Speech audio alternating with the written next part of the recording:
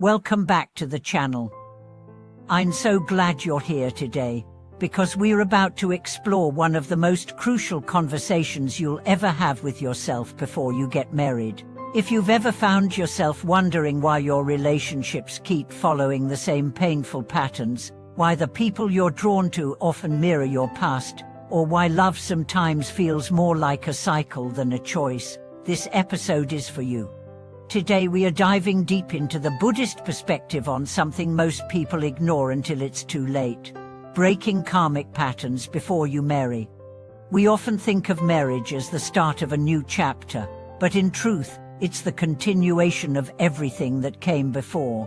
The karma we've inherited, created, and repeated through childhood, through past relationships, even through past lives, all of that follows us into the marriage. If you don't recognize your patterns now, you'll carry them into your next relationship. The person might change, the story might shift, but the karma remains the same until you consciously break it.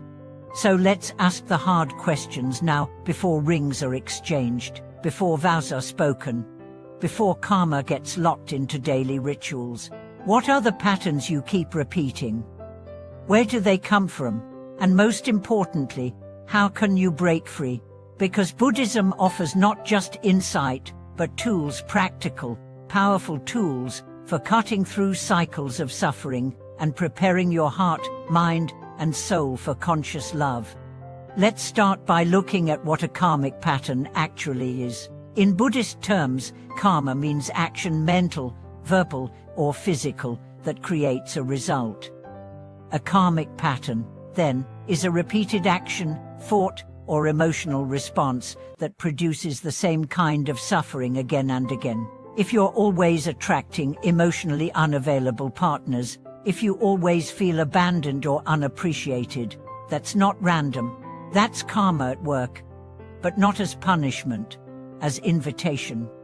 An invitation to wake up, to change the script, to stop asking, "Why is this happening to me?" and start asking, "What is this teaching me?" And before you marry, before you bring another soul into your karmic field, this inner work is vital, not just for your future partner, but for yourself. Because how can you share a life with someone if you haven't yet made peace with your own inner life? Let's take the example of Nine.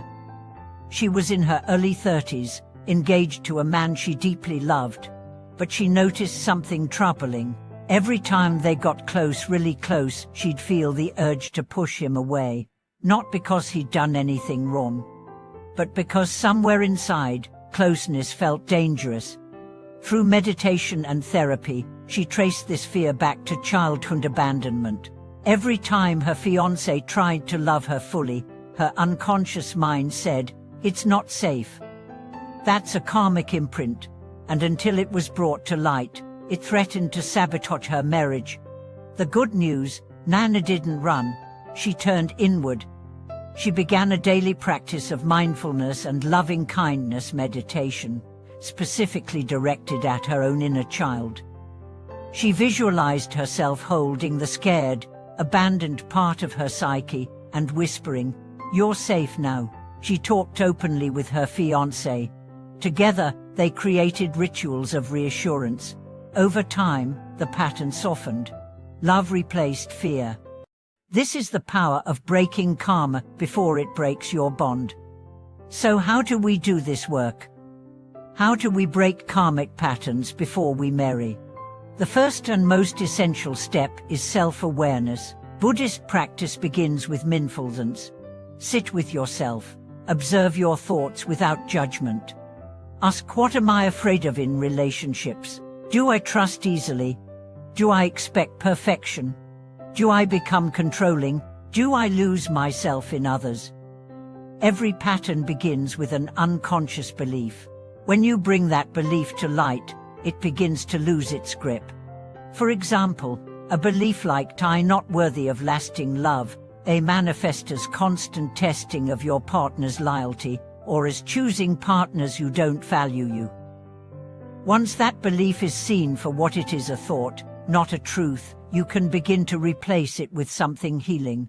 Buddhist affirmations like "I am enough as I am" or "I choose partners who reflect my wholeness" become new seeds of karma, seeds that bloom into healthy relating.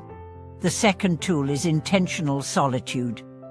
In Buddhism, periods of retreat are essential for clarity. You don't need to go to a monastery, but take time alone. Not to escape others, but to meet yourself. Ask, what part of me is afraid to be alone? Who am I when no one is reflecting me back? The answers to these questions reveal the karmic drivers behind your romantic choices. Intentional solitude also helps you differentiate between loneliness and solitude. Many people marry out of loneliness. But if you can sit with yourself and find peace, your future marriage will be rooted in strength, not need. Next, embrace the practice of metaphysics, loving-kindness meditation. This practice transforms not just how you relate to others, but how you relate to yourself. Begin by offering loving kindness to yourself, then to a loved one, then to a neutral person, then to someone you struggle with, and finally, to all beings. This rewires your emotional landscape. It softens resentment. It clears out karmic residue. It prepares your heart for partnership by first making it whole within. Another powerful tool is forgiveness practice. Many of us carry karmic patterns, not just from our actions, but from the wounds others have left in us. Forgiving doesn't mean excusing, it means releasing. Not for them, for you. In Buddhism, forgiveness is an act of freedom. It's how you drop the karmic baggage you were never meant to carry. Write letters you never send. Speak the pain in safe spaces. Let the past go, so the future can come in clean. And let's talk about intention setting. In Buddhist ritual, intention, called icitana, is the root of karma. Before you marry, ask, what is my intention in this union? Not just to be happy, that's too vague. Is it to learn patience, to co-create a spiritual life, to serve the world together?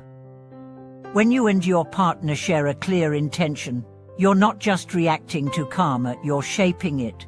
There's also a role for community in breaking karmic patterns. Sangha, the spiritual community, is one of the three jewels in Buddhism. Share your journey with others who walk a similar path. This might be a meditation group, a spiritual counselor, or even trusted friends.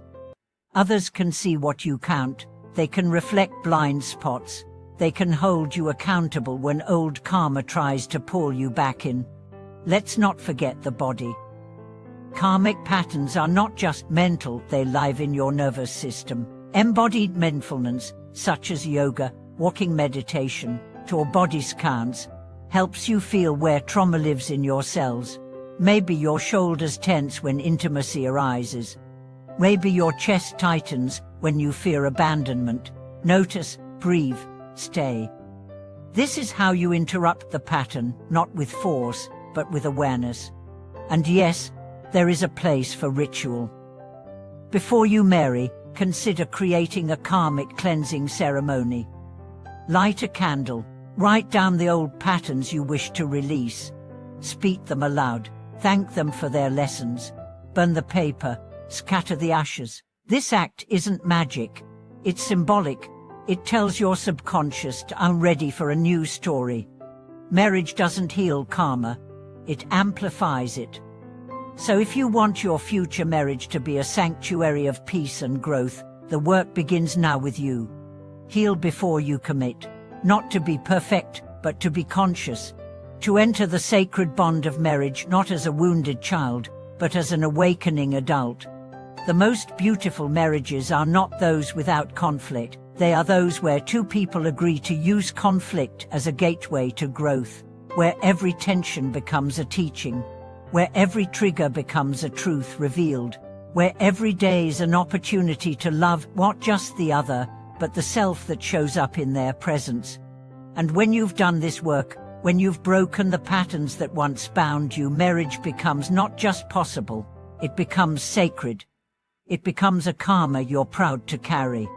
If this episode moved you, Please share your experience in the comments. What karmic patterns have you faced in your own journey? How have you begun to release them? And if you found this helpful, don't forget to like, subscribe, and share this video with someone who might be walking a similar path. Together, we can create relationships rooted not in repetition, but in realization.